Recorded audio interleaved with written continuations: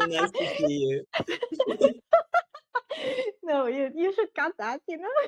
Hi everyone, welcome back to Poetology. This video is an interview with my friend Iulia David, whose poetry pamphlet, Blueprint, came out about a month ago. We met about 5 years ago, I think, during the launch of the first Harana Poetry magazine. We were both reading a poem at that event, but we hadn't spoken since, and I was very happy when she got back in touch with me to tell me about her pamphlet being published. In this conversation, we talk about writing across language and places, how to find the right routine for writing poetry and how it changes over time. And as usual, Iulia also reads a poem at the end. I hope you have a good time. I'll see you after the interview. I'm so happy to see you and to talk to you about your pamphlet, Blueprint. Thank you. Yeah, it came out just a few weeks ago. When was that? I think it was September. I think it was about a month and a half ago. It was the Right. beginning of September, yeah. And then we had a launch in October 14th. So Right. officially, yeah, it's about 1 month. You're right. A month. Yeah, that's Yeah. amazing. So it's very fresh. And well, thank you so much for agreeing to come here and answer some questions about the collection. Thank you for So having me. you're welcome. My first question is about migration. So your poems are narrated across two places. There's Romania and there's London. And I was curious to know how these contrasting places and people have shaped your writing. I think there's something about distance. I think distance does something very interesting to one's mind. Um, on the first hand, I think it sharpens the perspective about things, about childhood, about the emotional experiences. But also, when distance exists, there's like an empty space that needs to be filled with something, because every empty space, I think, requires to be filled with something. And so I realized that kind of my body required to create this antidote against distance or for distance. And that antidote was writing. And it's very interesting that you use the word contrasting, because I think that's kind of a key concept for how I live my life and how I grew up. And I've always belonged to two different worlds. I grew up as a working class, and through education, I experienced social mobility and I became middle class. And that was the weirdest experience of my life. And then growing up in one language, now living in a different language, which is in a way an experience I desired. And the contrast is a part of my life, not just geographically or socially or in terms of language, is really how I live my life. Because as an animal, I love both dreadful excess in a way, and I love starkness. And I think that quite visible in the poems that I wrote. Some of them are written in plain language and use simple syntax, and others are kind of ornate and a bit baroque. And these are two aesthetic directions that are just me. There's no um, way in which I can differentiate myself from the simple diction and syntax and the more ornate and convoluted part of my work. I'm reading now a lot of Annie Ernaux, and I am very much a fan of her flat writing. And I very much believe that by trying to be as simple as possible in writing, one can get to the core of the emotional being. These are choices that I made on purpose. I think they have a political purpose, because you don't want to sentimentalize the working class and poverty, and at the same time I have this attraction which is kind of towards harmonizing different voices, and I think there are poems in the pamphlet that operate on different voices, that kind of unify different voices. One that stays on the territory of language, the other one that tries to bridge through atmosphere the story of the poem, and the just to make the poem right. And I think between these two contrasting ways of writing, I think there's a bridge, and these types of melodies that come from the different worlds that I belong to now, the high and the low. The common bridge is the fact that both are very elemental. I try to make them both very elemental, in the sense that the syntax and the atmospheres and the dictions and the rhythms are written from one body to another body. And I think at the core, the poems are a sort of yearning to connect beyond the bridges of language and beyond the bridges of geographical distance. That's an amazing way to put it. Yeah, and in terms of like facts, I think London is not very present in the poems, and not in an obvious way. I think the characters and the action, most of the poems happens in Romania. But then I wouldn't say that London is not present, because I think the poems wouldn't look the way they look, and wouldn't sound the way they sound, if it wasn't for me to live in London. And I think the temperatures and the lights and the atmosphere is that of London, because this is what I was experiencing at the moment of writing. And in a way, it's as if the blood is Romanian, but the rhythm in which it flows through this pamphlet it's London's rhythm. Oh, wow. So I think that brings us to the question of language. I know you include some Romanian words occasionally in your poems. So I'm interested in how you relate to these two languages, how you came to English, and how you relate to Romanian as a writing language. Yeah, well, I guess English has been part of my world since the advent of Romanian capitalism. After '89, after Romania opened, and it arrived as this hegemonic power, English, in our lives, because it spread so easily, because the young generations discovered through music and films that they have kind of more feelings that they didn't know those they didn't know exist. It's possible to feel in so many other ways. I think it's something to do with the young generations and that time when MTV was booming, and it was a good era for MTV. And then the younger generation that were watching Cartoon Network and so on. It's like every generation had a new thing to discover within themselves, so that language was kind of a window towards the self, not just towards the world. And so, I don't know, for me, English is imbued with, even now, with the idea of curiosity and permission and discovery. Just because when I was a young person, I had the opportunity to discover new things about myself and say new things about myself that were allowed to me, and for my parents not to find out. That's an important thing.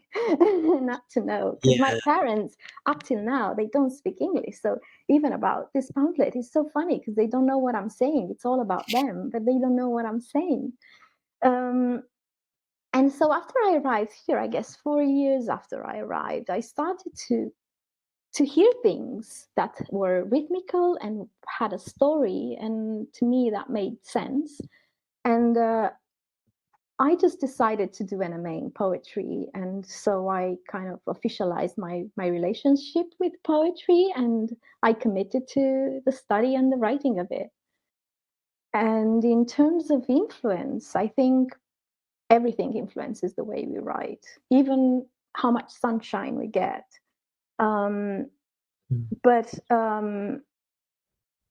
I think when it comes to language, it's not just the fact that um, it's a filter between us and the world, and how we perceive the world is through language, the construct of language, the syntax and the vocabulary, and how many types of feelings we can name, and how many times of light can we name, and how many times of walking can we name. Everything is just filtered through language. And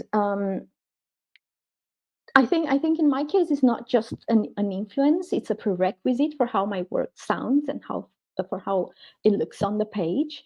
Um, because the poems most of them come fully formed. Of course, there's a lot of work around that to happen. It happens occasionally, but when it happens, it comes fully formed, and that's to do with how the alchemy of the psyche and the language.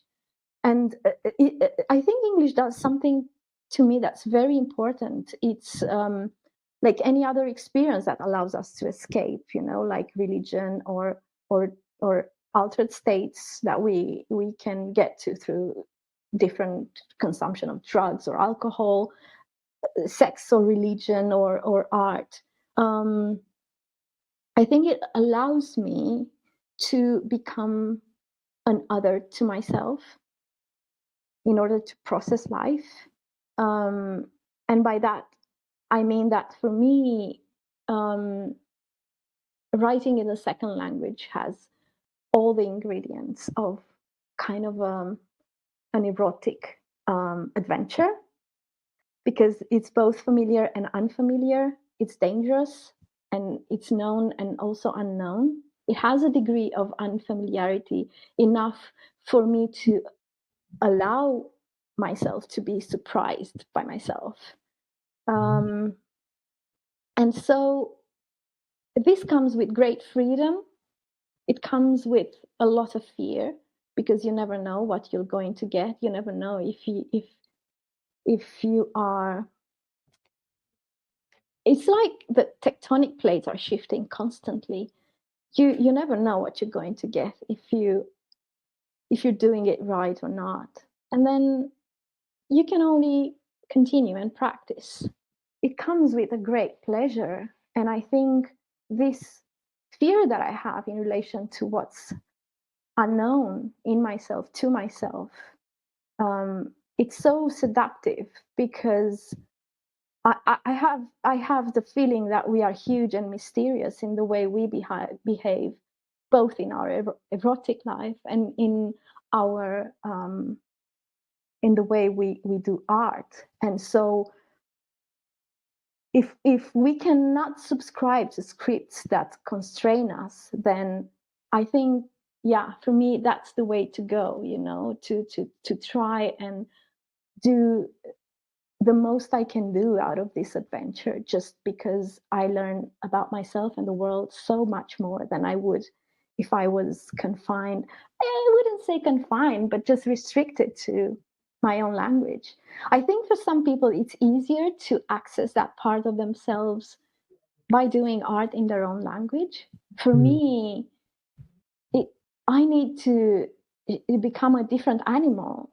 And that comes to, I think it's something to do with my own nature, which is to shapeshift. I am in astrology. I am, how do they say, double mutable. So my innate nature is to shapeshift and to constantly change and mutate.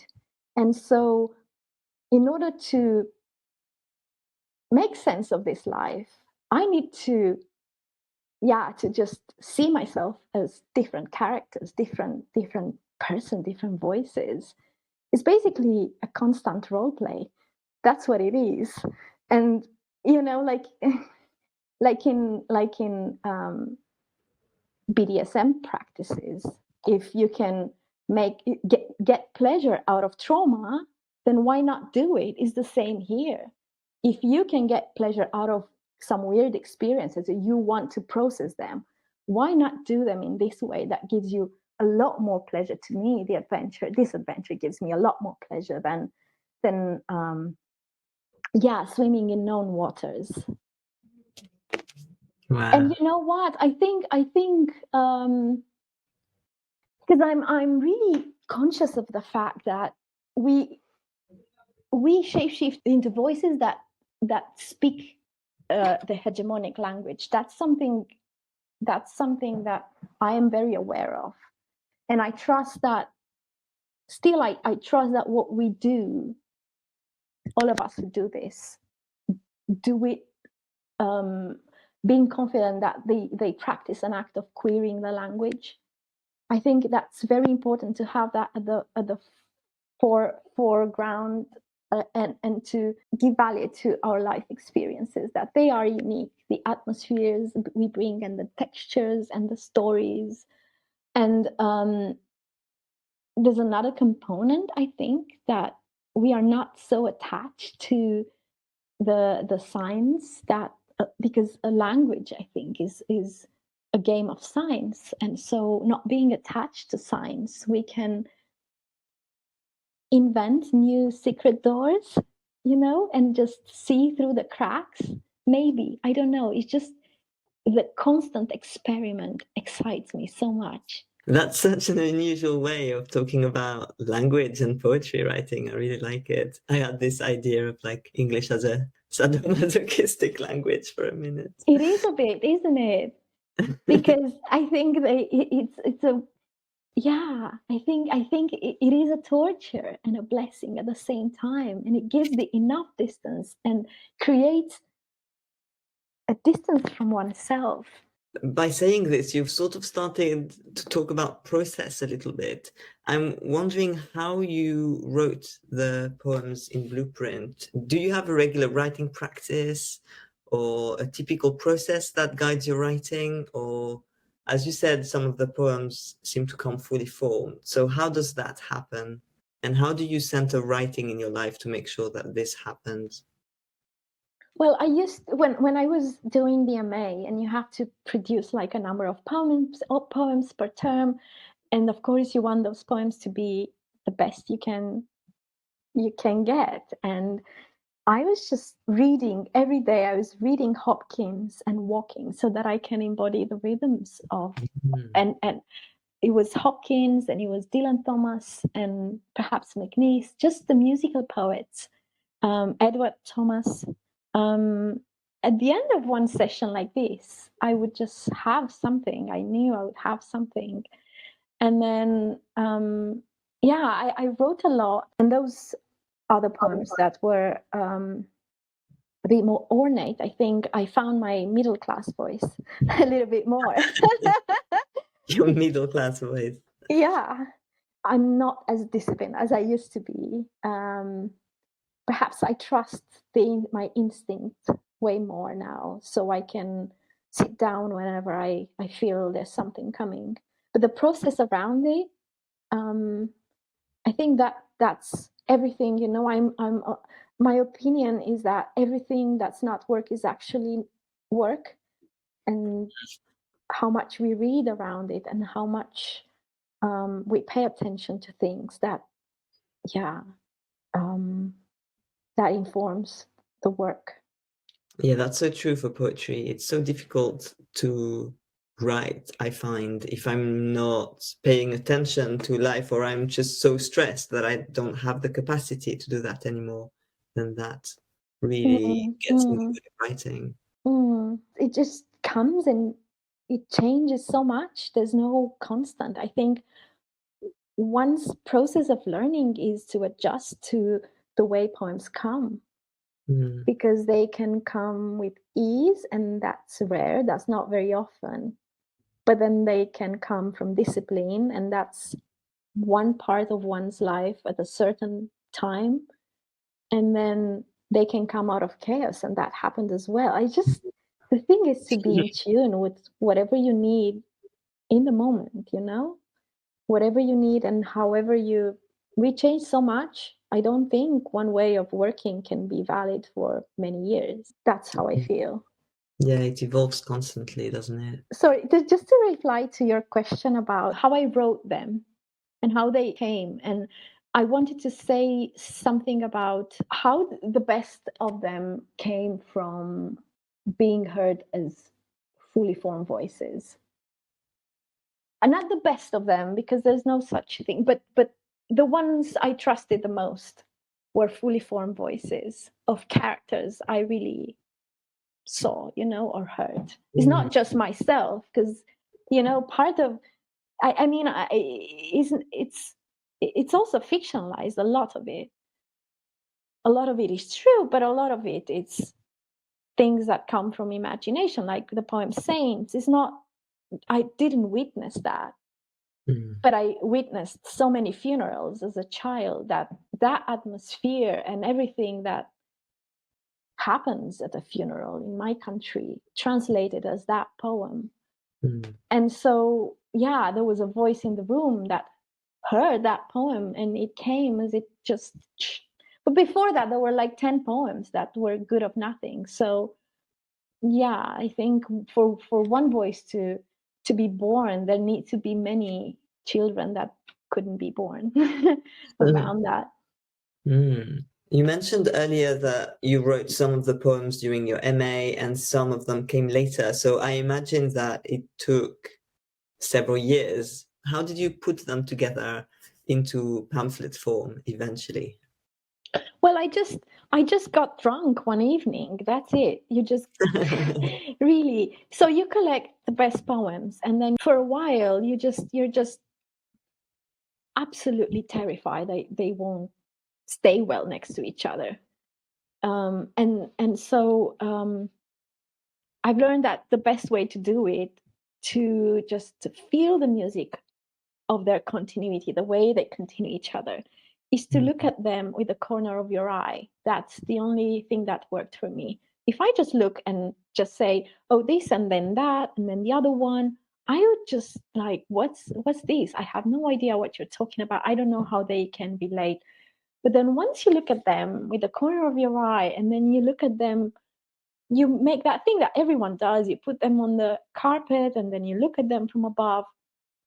But then you don't see with your eyes. You see with your inner ear, actually, and see how those songs can complement each other in what sequence. So I just altered my I entered an altered state of mm. being, and that was the most amazing thing, the way that they had a yeah they I can make a sequence out of them. That to me was mind-blowing, and that was the most beautiful surprise out of the whole process, to be honest, just to look at them and see that there's a train that I can form, and that train can have a you know, can go on its own and function, and just I can send it off to somewhere else.